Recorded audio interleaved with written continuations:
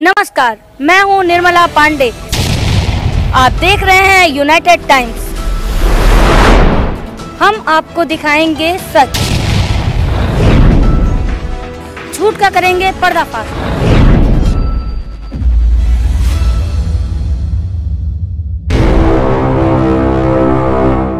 नमस्कार, मैं निर्मला पांडे।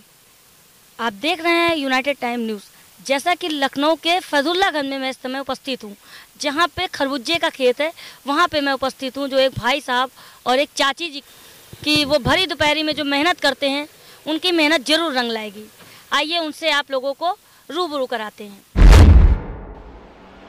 मैं जैसे ये कह रही हूँ, जैसे आप खेती करते हैं, तो क्या खेती में भैया आपका जीवन पूरी तरीके से घर आपका चल जाता है? अब मैंने पढ़ाई नहीं की, पहले गरीबी थी, मेरे पिताजी नहीं पढ़ा पाए उतना, तो अब हम क्या करेंगे ये बताओ। जब नहीं नौकरी है तो खेती ही तो करेंगे, खेती से गुजर बसर कर रहे हैं। खेती के अलावा कोई और कमाई का स्रोत है? कोई स्रोत नहीं, खेती मेन खेती। अच्छा, आपके घर में और कौन कौन है भैया? हमारे घर में हम हैं, 2 बच्चे हैं, बीवी है। माता पिताजी आपके भैया? हो चुके, बच्चे पढ़ने जाते हैं। तो कभी आपने सोचा है कि बच्चे पढ़ रहे हैं तो बच्चों को भी क्या खेती ही कराएंगे या कुछ और कराने का इरादा है आपका भैया? नहीं, बच्चे पढ़ रहे हैं हमारे, अब उनके पढ़ के निकलेंगे स्कूल से, अब उनको जो करना हो वो करेंगे। नहीं, आपने जैसे बताया जो करना हो करेंगे, क्या कभी आपका भी तो उद्देश्य रहा होगा कि अपने बच्चे को हमें ये बनाना है? अब हम कम पढ़े लिखे हैं, लड़का हमारा पढ़ रहा अच्छी जगह। अच्छा, मान लीजिए जैसे आपका बच्चा बहुत अच्छा पढ़ लिख जाए और बहुत काबिल बन जाए, तो आप उसको क्या बनाना चाहेंगे? अब दीदी जी ये बात क्या बताएं, अब जो जिस चीज़ में उसकी रुचि होगी, हम तो सोचते हैं हमारा कोई अगला भी अदरवाइज कोई भी सोचेगा कि उसका बच्चा आगे निकल के कोई अच्छा डॉक्टर बने, इंजीनियर बने, नहीं? तो वैसा है माता पिता सोचता है, वैसे हम भी सोचते हैं। ये थोड़ी कहेंगे कि बेटा आओ खेती करो। अगर उसकी खेती है, मेरे के बाद उसकी होगी, मगर अब उसका इच्छा होगी तो करेगा, नहीं इच्छा होगा तो नहीं करेगा। चाची जी, यहाँ जो ये आपका खेत है, तो यहाँ पे जो आपने तरोई बोई है, तो मतलब कैसे बोई है, कैसे क्या करते हैं, हमारे दर्शकों को आप बताइए। अब बोए का भाई, बोवा गवा मेहनत भाई, बिया बेसार परी, सब कुछ हुआ। अब जो हुआ तो आधे उनके आधे हमारे, और हमारे लोगन के खेती बाड़ी तो है नहीं।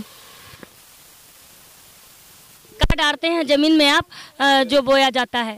खाद वाद लगाई जाती, गोबर वोबर, और इसके अलावा कुछ और? कुछ नहीं, बस दवा ववा डालते हैं जो कीड़ा उड़ा ना लगे। मतलब इस सीजन में और क्या क्या है बोने के लिए आपके पास? अब इसके बाद इसमें धान लगेगा, धान के बाद फिर आलू बोया जाएगा।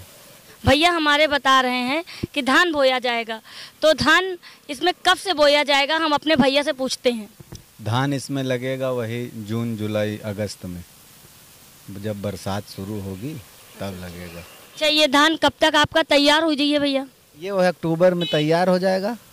इसकी कटाई कब से आप चालू करेंगे? वही अक्टूबर में, 1 महीने के अंदर सब कट जाता है। अक्टूबर में जब वो फसल तैयार हो जाती है, बस कट के फिर खत्म। अच्छा, ये कट जाएगा और उसके बाद कटने के बाद आप क्या करेंगे फिर धान को?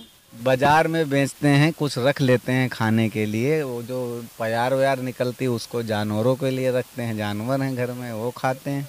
इस खेत के आप मेन मालिक हैं? हाँ, मालिक हम हैं।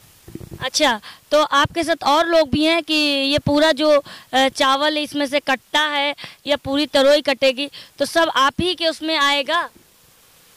हाँ, तो सब आएगा ही। कई लोग इसमें बोए हुए हैं बटाई पे, खरबूजा अरबूजा, जैसे ये हम बोए हैं, उधर सब बटाई दे दिए। अच्छा, इसके अलावा भी कोई आपका कारोबार है भैया? नहीं, कोई कारोबार नहीं, खेती ही।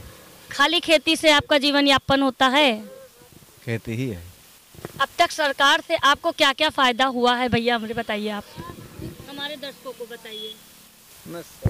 कुछ फायदा नहीं हुआ है, हैं? कॉलोनी वलोनी वह दे दी, और कौन है? न खेती न बारी न मंजूरी न धतूरी, कुछ नहीं। ये हम खाओ, ये हम कमाओ, ये हम मर जाना है। हाँ, कोई बाहर का तो काम है नहीं, ये तो अपना काम है। अब मजदूरी के लिए क्या कोई नौकरी, जब कम आदमी कम पढ़ा लिखा है तो उसको नौकरी कहाँ मिलेगी?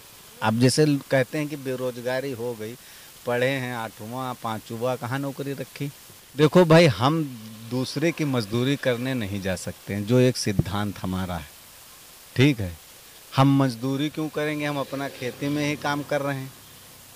अब इनको हम कहाँ भेज देंगे दूसरी मजदूरी करने की, जाओ तुम मजदूरी करो जाके।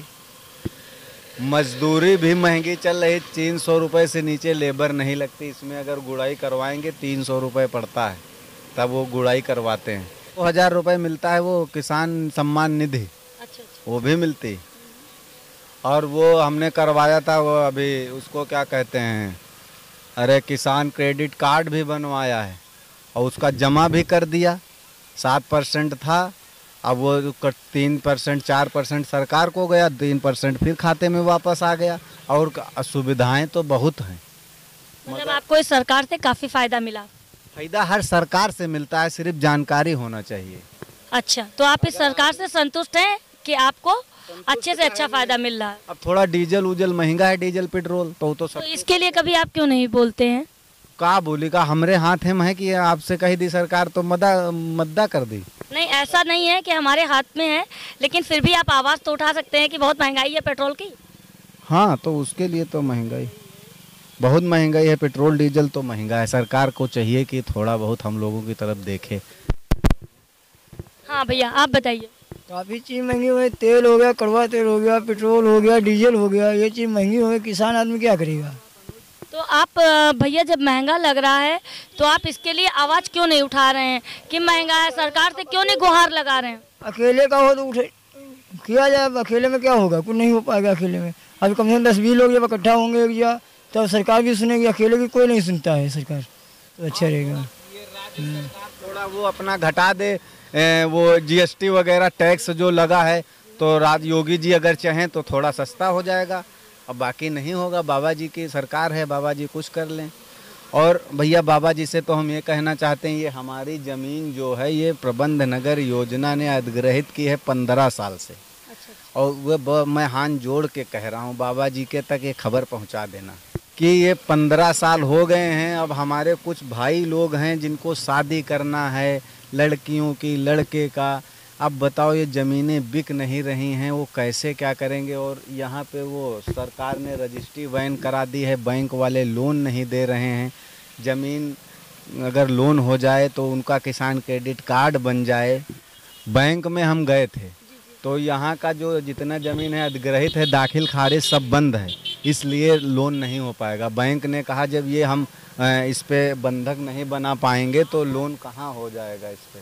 मगर योगी जी से ये कहना है, मुख्यमंत्री जी से, कि यहाँ की ये प्रबंध नगर योजना को जल्द से जल्द निवारण करिए, या तो हटा दो इसको, यहाँ से हटा ले जाओ, या किसान अपनी अपनी ज़मीनें बेचें अपने हिसाब से, या तो सही मुआवजा दे दो। तो आप ये बात करने के लिए जनता दरबार में नहीं गए थे? जनता दरबार में जाओ, वहाँ कोई सुनता नहीं है।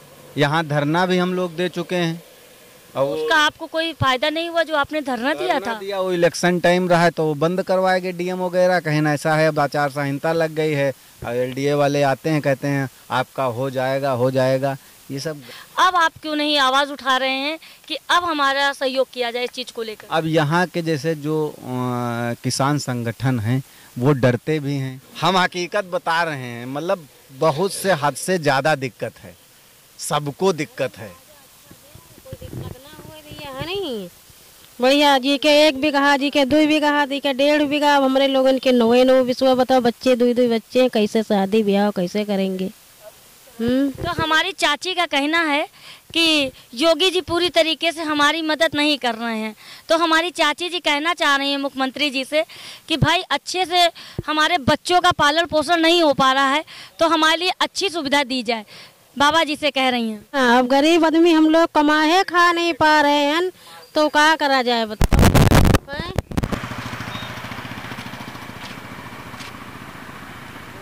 किनारे हो दादा, 2 छोरे तोड़ के दे दे भैया,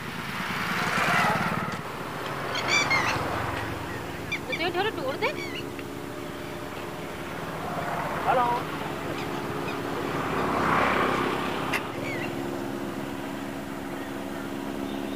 हम ये 2 छोरे